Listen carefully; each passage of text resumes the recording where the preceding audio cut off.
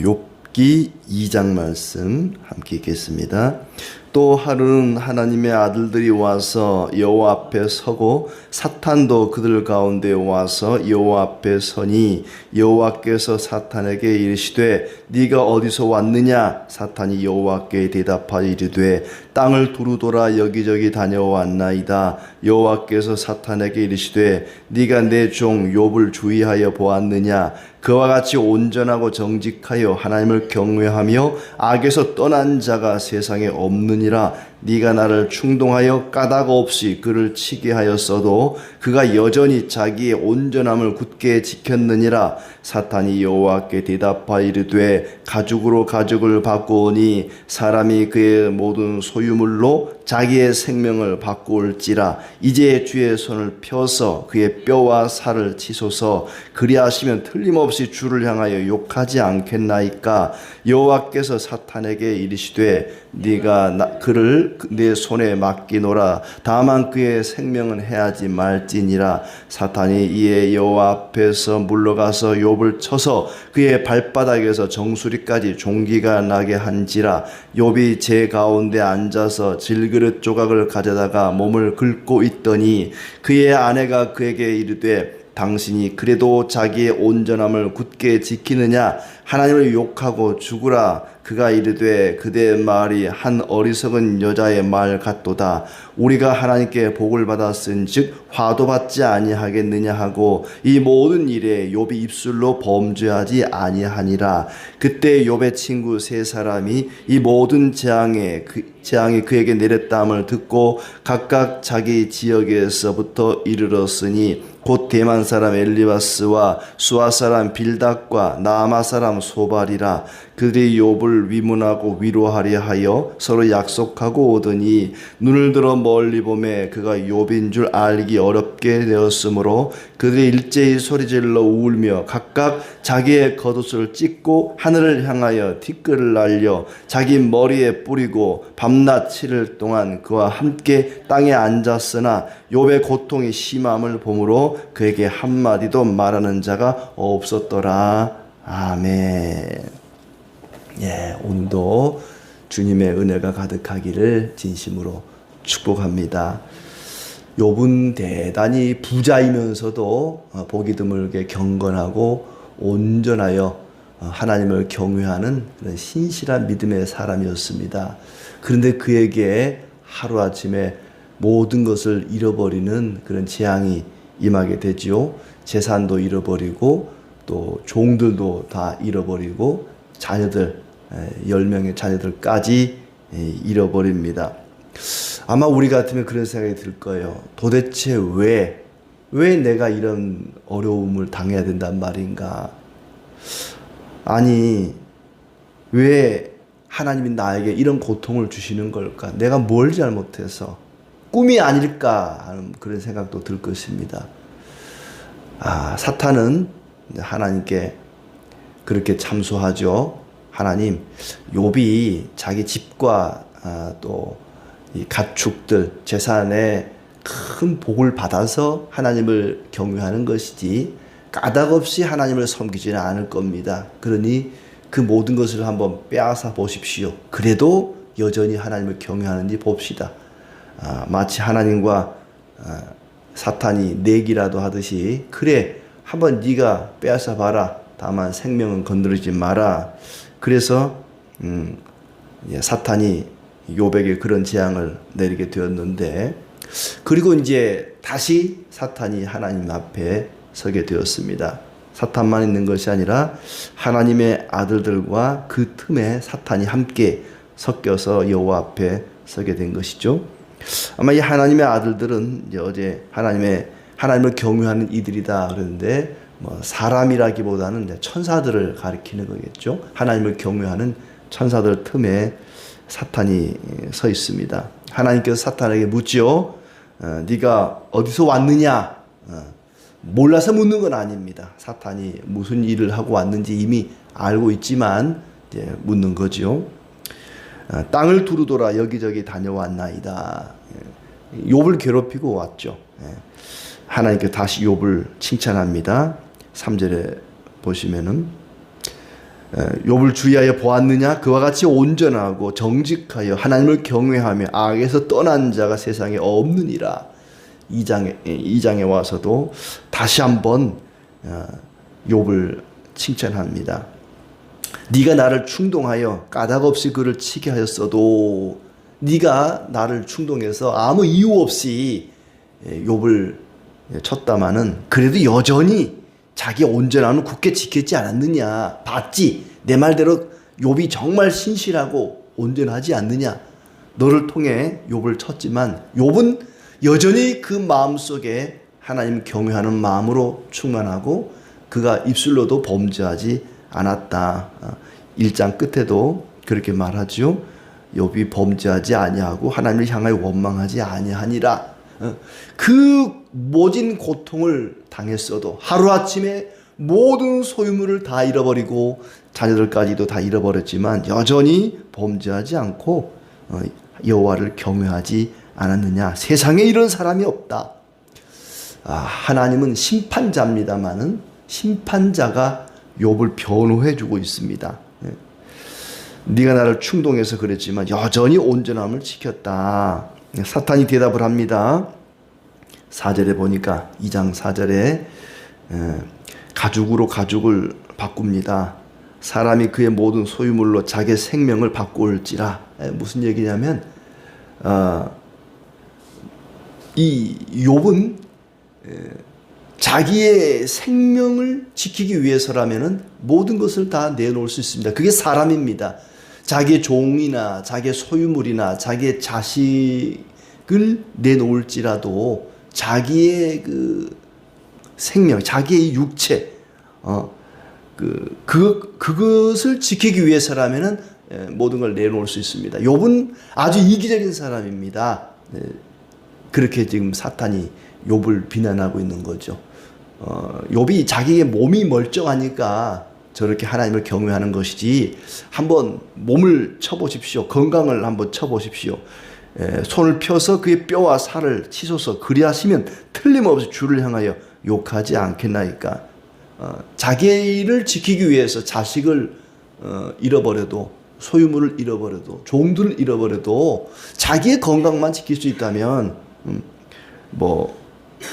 얼마든지 내놓을 수 있는 것이 인간입니다. 욥은 아주 이기적인 사람입니다. 그러니 한번 건강을 쳐보십시오. 그러면은 하나님을 욕할 것입니다.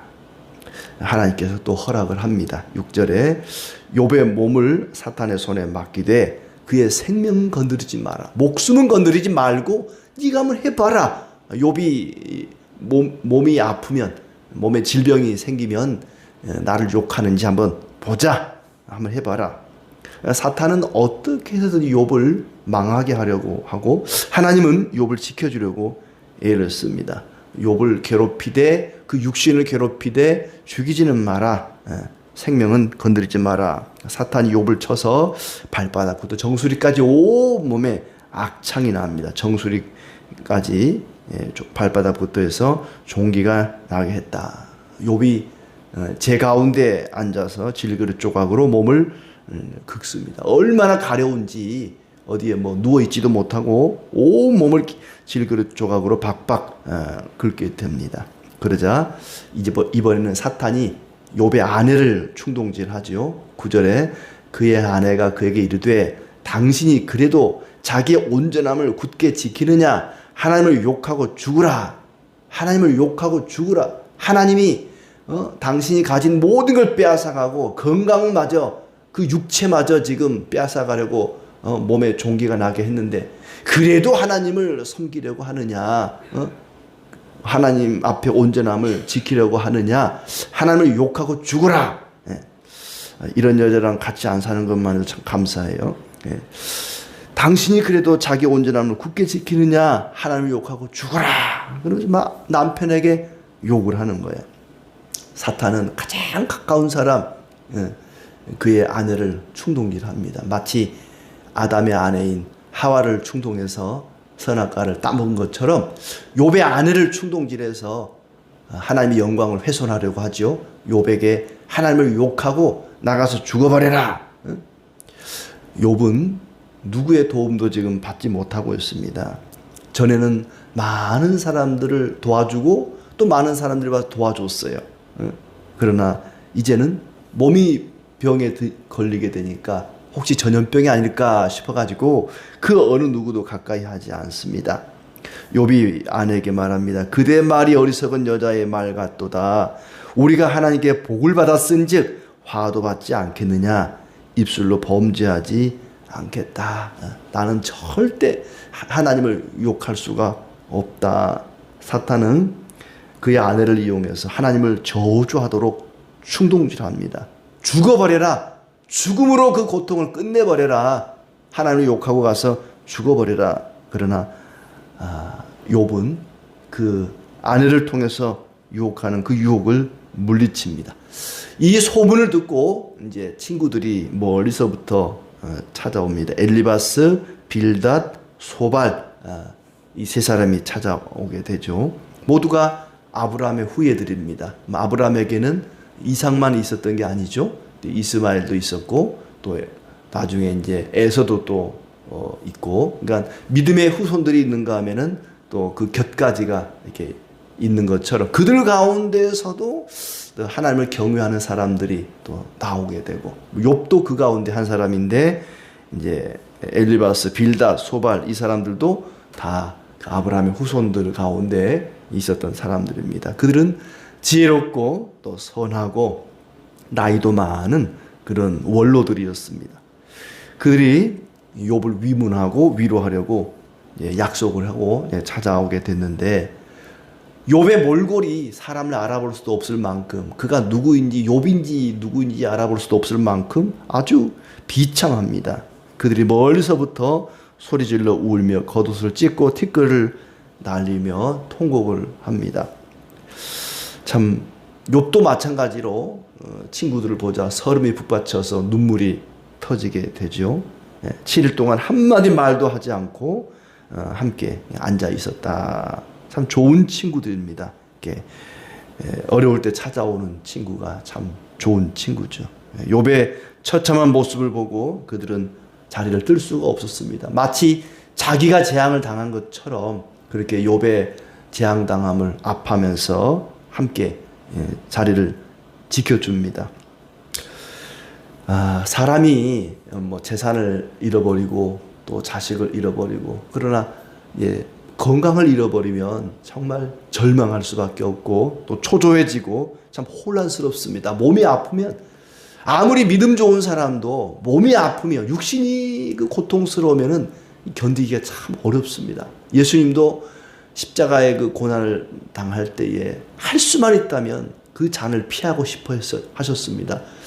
아버지여, 이 잔을 내게서 떠나가게 해달라고. 그 육신의 고통이 얼마나 참 괴로우면 그런 말씀까지 하셨겠습니까? 그러나 내 뜻대로 마옵시고 아버지의 뜻대로 되기를 원한다고 하지만은, 그러나 그 육신을 가진 분으로서 그 육신의 고통, 그 고통을 견디기가 그만큼 어려웠다는 거죠.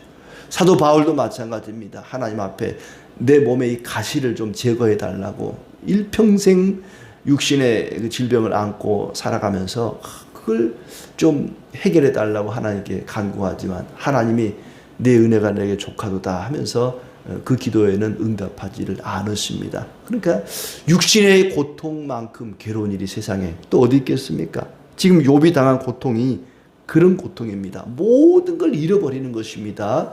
욥은 재산을 잃어버리고 자녀들을 잃어버리고 또 건강을 잃어버리고 뭐 사람이 가진 걸 다 잃어버린 거죠. 목숨만 남아 있습니다. 심지어 사랑하는 아내마저도 이렇게 욥을 저주하고 욕하고 떠나버리고, 나중에는 이게 이제 실어증까지 걸려서 어느 정도 기간 동안 말도 하지 못하는 그런 지경에 빠지게 됩니다. 그가 가진 모든 걸 다 빼앗겨 버리죠. 참 경건하고 또 신실하고 선한 사람인데도 불구하고 이런 비참한 재앙을 당하게 됩니다. 그의 친구들이 볼 때에도 참 안타깝죠. 통곡을 할 수밖에 없는 그런 상황입니다. 우리가 알지만 욥은 그런 재앙을 당할 만한 그런 악을 행하고 죄를 범한 사람이 아닙니다. 할 수만 있다면 하나님을 경외하고 믿음으로 살려고 애를 썼던 사람입니다. 복을 받아도 시원찮을 판에 이런 재앙을 받는다는 것이 욥 자신으로서 또 그걸 지켜보는 친구들로서도 이해가 되지 않는 거죠. 자녀들이 생일잔치를 하고 나면 혹시 자기들도 모르게 마음으로 죄를 범했을까 봐 끝나고 나서 하나님께 번제를 드리고 회개하고 했던 그런 신실한 사람인데 이런 참 고통을 당한다는 것이 이해가 되지 않습니다.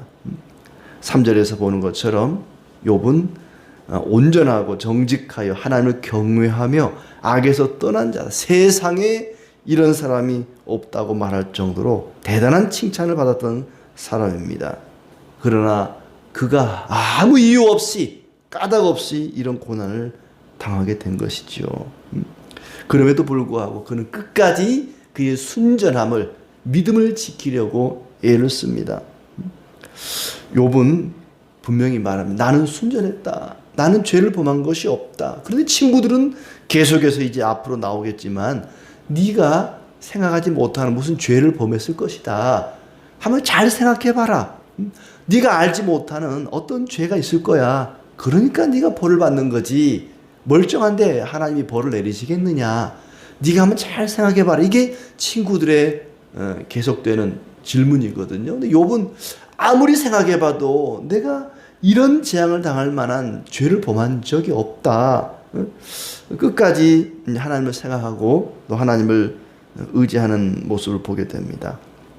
어쩌면 욥의 고난은 하나님과 사탄의 논쟁의 희생양이라고도 할 수 있습니다. 하나님과 사탄이 어쩌면 사탄이 하나님을 충동질했죠.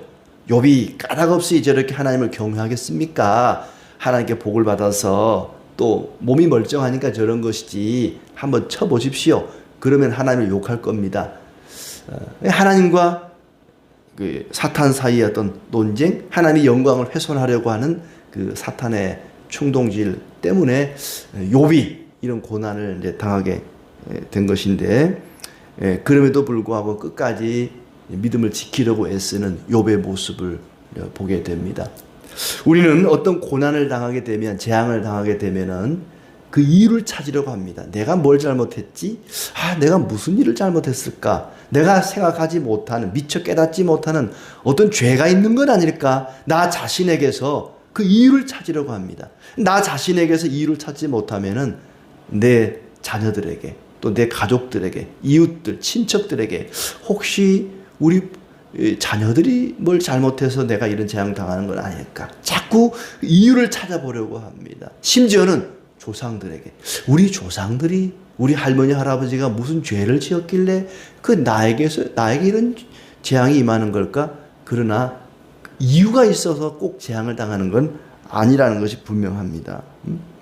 날 때부터 앞을 볼 수 없는 맹인을 사람들이 가리키면서 누구의 죄 때문에 저렇게 되었을까? 그 부모의 죄 때문에 눈이 멀었을까? 자기의 죄 때문에 저렇게 된 것일까? 사람들은 맹인이 앞을 볼 수 없게 된 이유를, 원인을 찾으려고 누구 때문인가를 자꾸 논쟁을 합니다.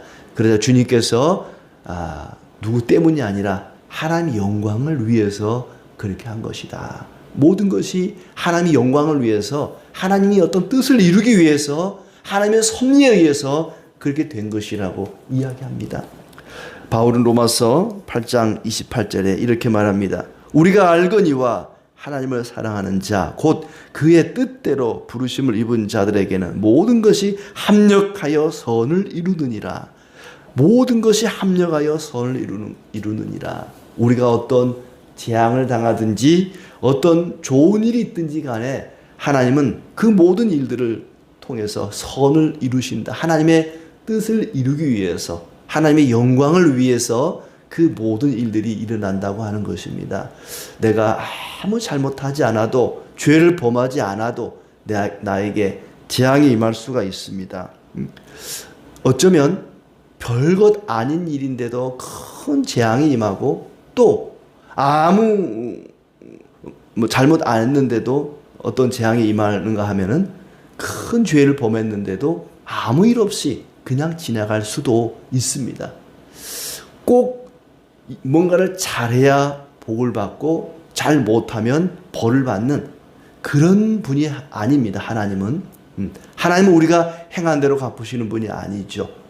그 포도원 품꾼의 비유처럼 아침 일찍 온 사람이라고 뭘 더 주거나 늦게 온 사람은 덜 주거나 그러지 않고 똑같이 주신 하나님처럼 그렇게 우리가 꼭 행한 대로만 주시는 분이 아니라는 것입니다. 모든 것이 합력하여 선을 이루기 위해서 때로는 하나님이 우리에게 재앙을 주시기도 합니다.